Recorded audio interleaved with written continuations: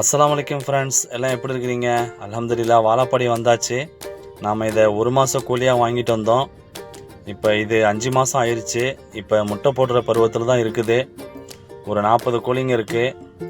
இன்ஷா அல்லாஹ் நாம் இதை சேல் பண்ணிடலாம் அப்படின்னு சொல்லி வாழைப்படியில் வந்துங்க எல்லாம் கொஞ்சம் கொஞ்சமாக கூண்டில் விட்டு கோழிகள்லாம் பிடிச்சு கட்ட ஆரம்பிச்சிட்டாங்க.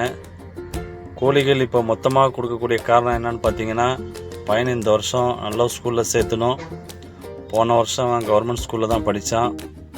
அதனால் இந்த வருஷமாவது அவனை மெட்ரிகுலேஷன் கான்வெண்ட்டில் போடணும் அப்படின்னு சொல்லி ரொம்ப ஆசைப்பட்டோம். ஏன்னா அங்கே தான் கோச்சிங் நல்லாயிருக்கும் அப்படிங்கிறதுனால. அதனால் ஃப்ரெண்ட்ஸ், கோழிகள்லாம் சேல் பண்ணிடலான்னு சொல்லி கோழிகள்லாம் பிடிச்சி நான் கட்டி இந்த பக்கத்தில் இருக்க ட்ரம்மில் போட்டு வச்சிட்டேங்க. இன்னும் கொஞ்சம் கோழிகள் தான் இருக்குது. அது நம்மளுடைய நண்பர் அஸ்ரப் பாய்க்காக அதை அப்படியே வெட்டி வச்சுருக்கேன். நம்ம பிடிச்ச கோழிகள்லாம் பாருங்கள், ட்ரம்மில் போட்டேன். கட்டி போட்டிருந்தாலும் இதை மேலே பறந்து கீழே விழுந்துருச்சு. அதனால தான் இதுக்குள்ளே போட்டு வச்சுருக்கேன். நம்ம யாரையும் எதிர்பார்த்தோம் அப்படின்னா வாழ்க்கையில் எந்த இது நம்மளுக்கு கிடைக்காதுங்க ஃப்ரெண்ட்ஸ். நம்ம பையனை நல்லா படிக்க வைக்கணும் அப்படின்னா அப்பா அம்மா ரத்த சொந்தங்கள் அவங்களெல்லாம் எதிர்பார்த்தோம்னா நம்ம கண்டிப்பாக நடுத்தருவுக்கு வந்துடுவோம். அதனால் நீங்களும் ரத்த சொந்தங்களை நம்பாதீங்க, உங்களுடைய உழைப்பை நம்புங்க. அப்போ தான் அல்லாஹ் நமக்கு உதவி செய்வான். உழைக்கலை அப்படின்னா அல்லாஹ்வும் நமக்கு உதவி செய்ய மாட்டான். நான் ஆரம்பத்தில் கோழி வளர்த்துட்டு இருக்கும்போது எங்கள் ரத்த சொந்தங்களே இவனுக்கு இதெல்லாம் தேவையில்லாத வேலை, வீண் வேலை, வெட்டி வேலை அப்படின்னு சொல்லி சொன்னாங்க.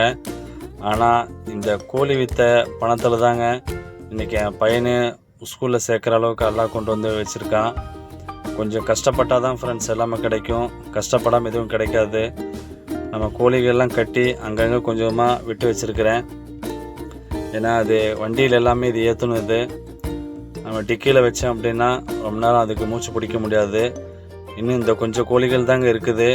அல்ஹம்துலில்லாஹ், அடுத்த பேட்ச்சு இன்ஷா அல்லாஹ் மறுபடியும் ஒரு 60-70 கோழிகள் வளர்த்தணும். அதுக்குண்டான ஏற்பாடு கொஞ்சம் இடம்லாம் ரெடி பண்ணிவிட்டு அதுக்கப்புறம் தான் பண்ணணும் அப்படின்னு சொல்லி கால் கட்டி நம்ம ட்ரம்மில் போட்டு வச்சு அந்த கோழிலாம் எடுத்து காரில் ஏற்றியாச்சுங்க. இதெல்லாம் போகும்போது லாக் பண்ணிக்கலாம், இல்லைனா இதுக்கு மூச்சு திணறல் ஏற்படும் அப்படின்னு சொல்லி 40 கோழியும் கட்டி காரில் போட்டாச்சுங்க ஃப்ரெண்ட்ஸ்.